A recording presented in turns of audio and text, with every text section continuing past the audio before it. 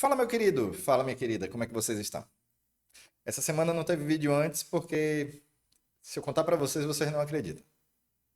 Mas vamos direto ao que interessa. O leão tá doido pra morder o dinheiro de vocês. E no vídeo de hoje, eu vou ensinar vocês quais as melhores formas de proteger o seu dinheiro da mordida do leão. Então, hoje eu vou falar com vocês sobre um tema bastante importante e que muita gente esquece, que é o planejamento tributário dos seus investimentos.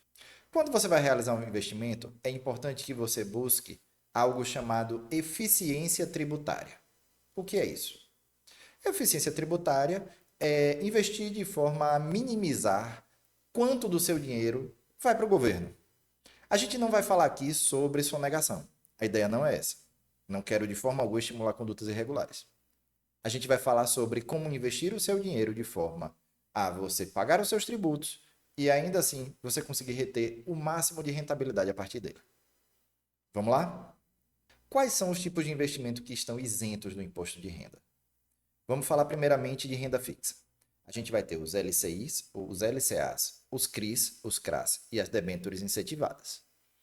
Todos esses tipos de investimento, eles são voltados a áreas que são consideradas estratégicas para o desenvolvimento do país. Por isso o governo diz o quê? Vamos deixar sem imposto para incentivar a iniciativa privada a financiar esse tipo de atividade. Lembrando sempre que CRIs, CRAS e debêntures incentivadas não são cobertas pelo FGC, mas são isentas do imposto de renda. Já na renda variável, a venda de ações até o valor de R$ 20.000 em um mesmo mês e os proventos do tipo dividendo são isentos do imposto de renda. Na área de imóveis, a venda de imóveis em um valor de até 440 mil em um único imóvel também se encontra isenta do imposto de renda, independente do ganho de capital que você obteve a partir dessa venda. Todos esses investimentos, eles estão livres de imposto de renda, ou seja, o leão não vai chegar e vai morder o seu dinheiro. Por outro lado, boa parte dos investimentos são sim tributados, e muitos deles na fonte. Ah, antes que eu esqueça. Muita gente deixa de fora, mas a poupança também é isenta de imposto de renda. Ela precisa ser declarada, mas ela é isenta. Muitas pessoas deixam de fora a poupança porque ela tem uma rentabilidade relativamente baixa. Mas o fato de você ter um investimento que é isento de imposto de renda acaba compensando, porque às vezes você tem títulos por aí que pagam um valor baixo e ainda pagam imposto de renda. Então é importante deixar claro isso. A poupança ela é isenta. Então isso torna menos desvantajoso do que muita gente costuma falar manter o seu dinheiro na poupança. Tem empresa que está retornando menos do que a poupança. Agora, falando de investimentos que são tributados, vamos começar falando daqueles que são tributados na fonte, os CDBs e o Tesouro. O Tesouro Direto, ele é tributado na fonte, ou seja, quando você realizar o resgate, ele vai ser tributado na corretora. A mesma coisa acontece com CDBs quando eles chegam ao vencimento. Quando eles caem na sua conta, eles caem com a dedução do imposto de renda. Essa dedução, ela obedece a uma tabela chamada tabela regressiva do imposto de renda. Como vocês podem ver, quanto mais tempo você deixa o seu dinheiro investido, menor será a tributação que vai incidir sobre eles. Então, por exemplo, se eu deixo um CDB até 180 dias, eu pago 22,5% de imposto de renda. Já de 181 a 360, 20%. De 361 a 720, 17,5%. E acima de 720 dias, 15%. Então, quanto mais tempo eu deixar o valor imobilizado, menor vai ser o imposto de renda que eu vou pagar sobre a rentabilidade. Deixemos claro, o imposto de renda incide apenas sobre a rentabilidade. Ah, e o Tesouro IPCA+, é sobre a rentabilidade? Sim, mas sobre a rentabilidade nominal e não sobre a rentabilidade real. Ou seja, vai incidir o imposto de renda sobre a parcela do IPCA, tanto quanto vai incidir sobre o valor indexado fixo. Por exemplo, IPCA mais 6%. Os 15%, por exemplo, vão incidir sobre o IPCA, tanto quanto vão incidir sobre os 5%, 6% que tiver adicional. E em ações? Em ações, o juro sobre capital próprio tem uma incidência de imposto de renda de 15% sobre o valor que é destinado ao acionista. Muitas empresas utilizam o juro sobre capital próprio como uma compensação em termos tributários, então ele acaba sendo interessante. Por isso, há muitas empresas que recorrem, principalmente bancos, ao JCP. Não vou entrar em detalhes sobre como se dá essa compensação tributária, mas ele tem um fator que o torna interessante, mas é tributado em 15% antes de chegar na sua mão. Já as vendas de ações acima de 20 mil, mas ele precisa ser declarado e gerado o carnê do leão para que você pague o imposto sobre aquela venda. Não pagar o imposto pode depois levar você a ser multado, então fique atento. Vamos lembrar que quando você importa a declaração pré-preenchida, a gente percebe que a Receita já sabe praticamente tudo o que você lucrou. Então, cuidado para não cair na malha fina por besteira. Às vezes, um imposto que pode ser pequeno em um determinado momento, você pode acabar sendo multado em um valor muito significativo, que pode prejudicar ainda mais os seus investimentos do que pagar o imposto corretamente. E como é que a gente pode escapar de pagar o imposto sobre ganho de capital em mercado de ações? Sempre que você apura prejuízo na venda de ações, você pode compensar o prejuízo na tributação do seu ganho de capital. Vamos supor, se você perde R$ 1.000 em um mês, você vende uma ação com R$ 1.000 de prejuízo em um mês. Você pode abater esse prejuízo dos tributos que você deverá pagar quando você vender alguma ação com ganho de capital. Dessa forma, mesmo os seus prejuízos podem ser utilizados para melhorar a eficiência tributária dos seus investimentos. Já quanto aos investimentos em imóveis, imóveis acima de 440 mil ou alienações realizadas com menos de 5 anos de intervalo entre uma e outra vão ser tributados. Na maioria dos casos, quando você vende um imóvel, você vai ter que pagar 15% de IR. Mas vamos lembrar que além do IR, você tem taxas cartoriais, você tem impostos estaduais de transmissão de bens. Trabalhar com imóveis não é tão simples como trabalhar com ações e CDBs. É importante estar atento para que você não deixe de pagar nenhuma taxa e acabe sendo penalizado na venda. Os fundos imobiliários, por sua vez, eu deixei para falar aqui ao final porque ele tem uma particularidade. O fundo imobiliário, apesar dos rendimentos decorrentes de sua rentabilidade não serem tributados, ou seja, aquele valor que é depositado todo mês a título de provento, ele ser isento, a venda do, a venda do fundo imobiliário com qualquer tipo de ganho, ele é sujeito ao imposto de renda. Então, se por um lado ele é interessante para fins de rendimento, ele não é tão interessante para fins de ganho de capital, porque o ganho de capital dele é tributário. Então, apesar dele ser interessante para títulos de rendimento devido à sua isenção quanto aos rendimentos, ele já não é tão interessante a títulos de ganho de capital, porque o ganho de capital sobre ele é tributado. O IR sobre fundos imobiliários é de 20%. Então, o ganho de capital sobre fundos imobiliários é tributado num valor bem salgadinho. Tá, e por que que eu resolvi fazer esse vídeo? Tudo isso que eu falei, todo mundo já sabe. Mas você sabe qual é o impacto disso nos seus rendimentos a longo prazo? Porque muitas pessoas têm o hábito de ficar girando o investimento. Eu compro um CDB agora, depois eu compro um LCI, então eu não invisto com longo prazo porque eu tenho medo do risco país, mas aí eu pego CDBs de 140% da Selic, do CDI, porque a corretora tal tá me dando 180%. Não tem almoço grátis. Quando você vai ver esses CDBs de corretora com 130, 140, 160% de rendimento, muitas vezes eles duram 2 meses, 3 meses.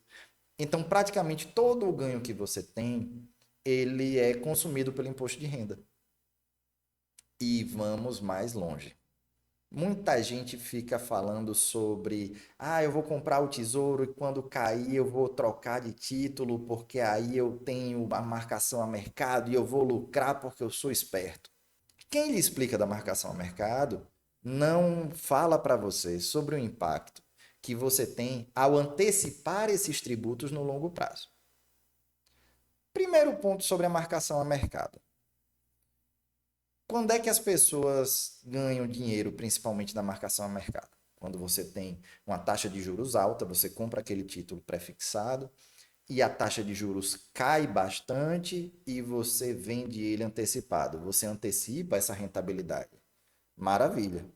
Então, um título que eu ia segurar por 5 anos, eu vendi aqui em 6 meses. Aí, ao invés de eu pagar 15%, eu vou pagar 20% de IR. Ok? Tudo bem até aqui? Beleza. Paguei meus 20% de IR. Onde é que eu vou colocar esse dinheiro agora? Porque aquela taxa alta lá, sei lá, de 12, de 13, de 15% que eu travei lá atrás, ela já não existe mais. Então, a rentabilidade de todos os títulos vai estar mais baixa. Eu vendi meu título antecipado, peguei o dinheiro na mão, maravilha, eu vou botar esse dinheiro aonde? Porque aí agora, sei lá, a taxa caiu de 13 para 6. Eu vou comprar um título de 6? Não faz sentido. Eu vou comprar um título de IPCA mais 2? Não faz sentido. Eu vou comprar um Selic se a Selic caiu para 6? Também não faz sentido. Ah, eu vou botar em ações. O que é que acontece geralmente quando a taxa Selic cai drasticamente? As ações sobem. Aí eu vou comprar a ação no ciclo mais caro. É isso mesmo? Tipo, eu vou pegar um título prefixado com 15% ao ano. Rapaz, se você procurar empresa que rende 15% ao ano, é difícil. Mas vamos lá, 15% ao ano eu tinha lá travadinho, bonitinho para 5 anos, 6 anos, garantido ali. Aí eu tiro esse título antecipado, pago o meu imposto antes da hora e eu vou fazer o quê? Botar ele em ações que estão estourando, está pipocando o mercado de ações porque caiu a taxa de juros. Ou vou comprar um título, eu vou ficar sem ter onde botar esse dinheiro. Ah, não, aí eu vou fazer caixa. Aí eu vou deixar de estar com o meu dinheiro rendendo 15% ao ano para ficar com ele na mão esperando para ver o que é que o mercado vai fazer se eu vou ter uma oportunidade de entrada. E esse outro tempo que o seu dinheiro vai ficar parado? O que é que acontece com sua rentabilidade? Vai ser diluída. Então, você antecipa o pagamento do seu imposto para fazer essa circulação, essa ciclagem do dinheiro, certo? E o que é que isso aí vai impactar a longo prazo? Vamos dar uma olhadinha nisso aqui? Eu fiz uma simulação aqui para vocês ao longo de 20 anos. Se eu girar meus investimentos em ciclos de 180 dias, 360, 720, a cada 5 anos, a cada 10 anos e investindo uma única vez para 20 anos. Como assim se eu ciclar? A cada 180 dias eu resgatei, comprei outro título com a mesma rentabilidade. Por quê? Porque eu estou fazendo investimentos de curto prazo. Aquele CDBzinho de curto prazo. Pá, pá. Aí, a mesma coisa. Todo ano, uma vez por ano, eu resgato, invisto de novo. Resgato e invisto de novo. A cada 720 dias, ou seja, a cada 2 anos, a cada 5 anos, a cada 10 e a cada 20. Para ver o impacto dessa antecipação do imposto de renda nos meus rendimentos. Por que eu botei 10% ao ano? Porque uma rentabilidade de 10% ao ano é bastante comum. O CDI rendeu aí mais ou menos 8,7, 8,8. Dá para você pegar 10% ao ano no Brasil? Dá, porque você tem muita coisa com Selic mais 2, Selic mais 1, Selic mais 3, né? 120% do CDI. Então, vamos lá, 10% ao ano no Brasil não é impossível. Quando a gente vai aqui para 20 anos, o nosso investimento com essa taxa rendeu 5.868. Se a cada 10 anos eu ciclei, né? Ou seja, se eu só paguei o imposto de renda 2 vezes a alíquota de 15%, uma no primeiro resgate e uma ao final do reinvestimento, ele rendeu 32% a menos aqui. Esse 32%, tá, não é com base no valor dos 20 anos, é com base no valor investido. Né? Então a gente pega, faz a diferença e divide pelo valor investido para ter a diferença de rentabilidade. O que é que eu deixei de render a mais? Né? Ele teria rendido aqui 32% a mais sobre o capital inicial. Só explicando direitinho para depois não ficar nenhum mal entendido. Eu tenho aqui em 5 anos, ou seja, eu paguei 4 vezes o imposto de renda, eu tenho uma diferença de 54%. Por quê? Vamos lá. 5.532 para 5.868 dá R$ 500. R$ 500 aproximadamente é metade do valor investido, metade do capital. Eu deixei metade do capital para trás de rendimento, certo? A cada 2 anos eu deixei quase R$ 1.000, ou seja, eu deixei quase 100% de rentabilidade aqui para fora. A cada ano, eu vou deixar aqui 120%, eu vou deixar de ganhar aqui. E quando a gente chega aqui, né, na maravilha de 180 dias, esse negócio de ficar, né, aproveitando, eu sou esperto, eu vou pegar aquele CDBzinho maroto a mais. Eu estou deixando 154% a mais aqui que eu poderia ter ganho. Dá para perceber que quanto mais você antecipa, quanto mais você fica ansioso e quer girar o seu dinheiro, essa é a diferença de valor. Você deixa de ganhar aqui R$ 1.500, ou seja, 150% do valor investido. Você abriu mão dessa rentabilidade ao final. Ou seja, a cada ciclo, sua rentabilidade é de 3,73%. Ao ano, sua rentabilidade sai de 8,24 para 6,19. Aí, se eu rodasse tudo isso em LCI e LCA, bem, aí seria mais tranquilo. Mas vamos voltar. A LCI e LCA, geralmente, como eu disse no começo, não tem almoço grátis. A LCI e LCA, normalmente, ela já tem uma rentabilidade menor do que o CDB por causa disso. Ela vai ser um pouco mais vantajosa, mas eles nunca vão lhe pagar a mesma coisa do CDB. Exatamente porque eles já sabem, ó, como tem a vantagem tributária, eu vou pagar aqui um pouco a menos. Ah, e como é que eu faço então para escolher um LCI, um LCA que vale a pena? Você pode fazer a simulação da LCI e da LCA, ou você pode vir aqui, ó, no Clube dos Poupadores. Isso aqui não é propaganda, tá? Tem outras calculadoras, é porque essa aqui eu achei bem legal porque ela é bem detalhada. No Clube dos Poupadores tem um simulador de CDB. Como é que você faz? Eu peguei e coloquei aqui um pré-fixado, tá? Por quê? Aqueles mesmos 10%. Por que é que eu peguei isso aqui, esses 10%? Novamente, porque é uma Selic que a gente acha de forma razoavelmente fácil. Selic, CDB, enfim, a tributação é aquela regressiva, então vai ser basicamente a mesma para o mesmo prazo. Vamos pegar um investimento de 2019 até 2021, que é relativamente fácil de encontrar. Você tem aqui uma taxa DI de 10%. Vamos botar aqui 100%, que o seu CDB paga 100% do CDI, certo? Ok. Quando você vem aqui nos resultados, eles vão explicar tudo direitinho para você. Ó. Taxa DI por dia útil, taxa DI para o período, porque é mais de um ano, então ela vai dar 14,49. Qual foi a rentabilidade bruta? O IR que vai incidir, 17,5. Com essa configuração aqui, se eu achar qualquer LCI ou LCA que pague mais do que 83,4%, eu já estou ganhando. Isso para o mesmo período. Por quê? Porque o percentual líquido do CDI que ele rendeu foi 83,44. Se você tem um LCI, um LCA, ou uma debênture incentivada, que eu não sou muito fã porque não tem proteção do FGC.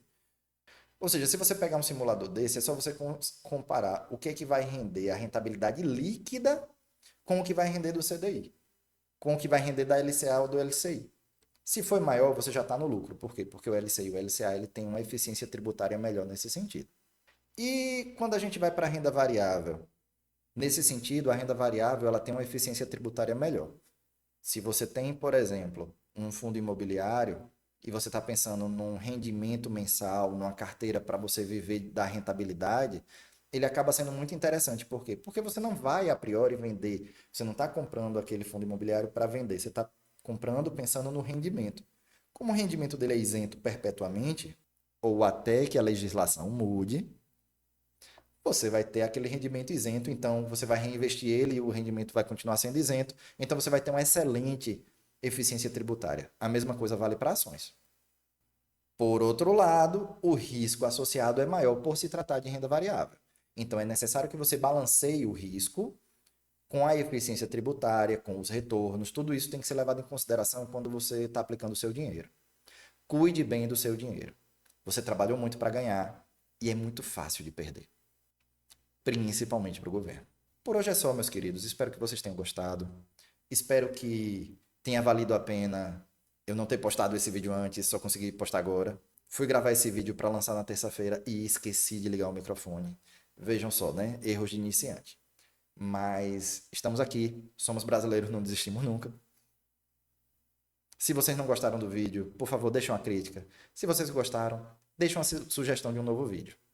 Vai ser um prazer trazer algum conteúdo que seja do interesse de vocês. Desejo a todos um bom resto de semana, porque esse vídeo eu vou lançar amanhã, na sexta-feira, e até breve.